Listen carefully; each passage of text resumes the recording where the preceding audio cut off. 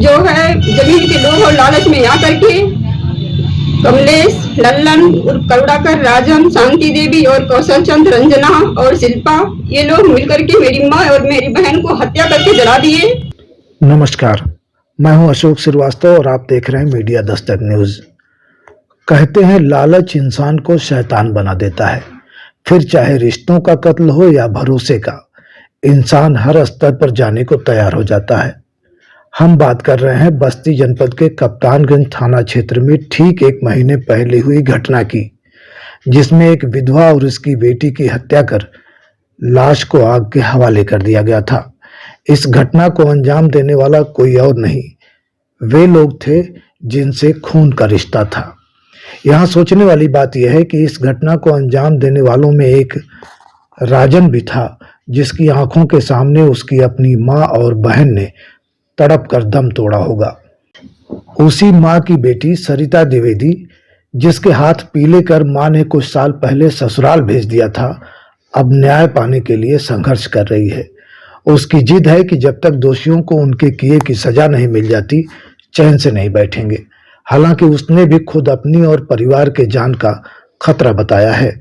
हम आपको सुनाएंगे सरिता ने पूरे मामले में क्या कहा है, लेकिन इससे पहले आपको याद दिला दें, कप्तानगंज थाना क्षेत्र के सेठा गांव में आज के ठीक 1 महीना पहले 3 दिसंबर को स्वर्गीय अवधेश उपाध्याय की विधवा 58 वर्षीय गोदावरी और उनकी 25 वर्षीय अविवाहित बेटी सौम्या की अधजली लाश मिली थी। प्रथम दृष्टया हत्या कर सबूत मिटाने के इरादे से लाश को जलाने का मामला सामने आया था।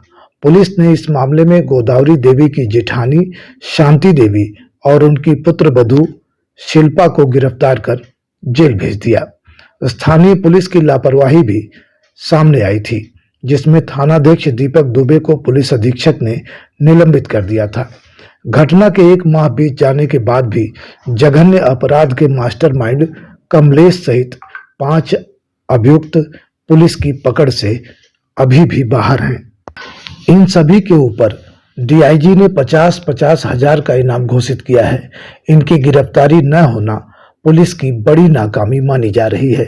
जिन अभियुक्तों पर 50,000 का इनाम घोषित है, उनमें कमलेश कुमार, कौशल चंद्र, करुणाकर उर्फ लल्लन, राजन उर्फ राजेश, रंजना आदि शामिल हैं।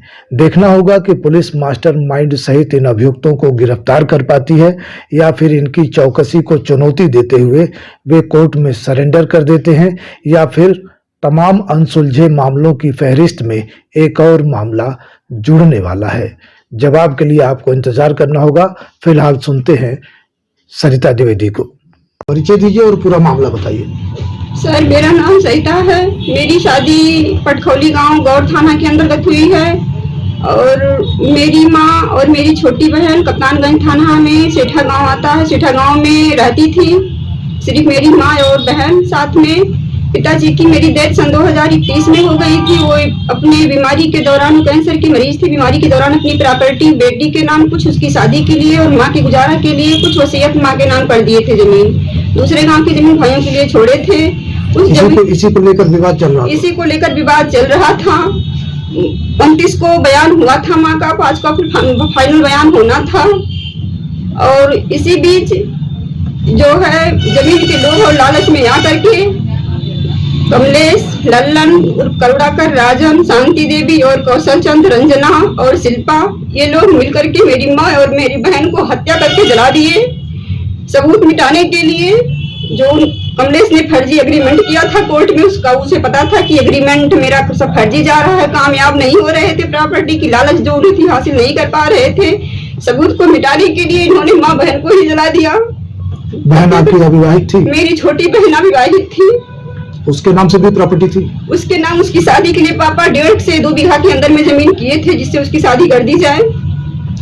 तो आपके दोनों भाइयों के नाम प्रॉपर्टी थी, बहन के नाम प्रॉपर्टी थी, आपके माँ के नाम भी पिता ने कर रखा था, तो फिर क्यों विवाद था?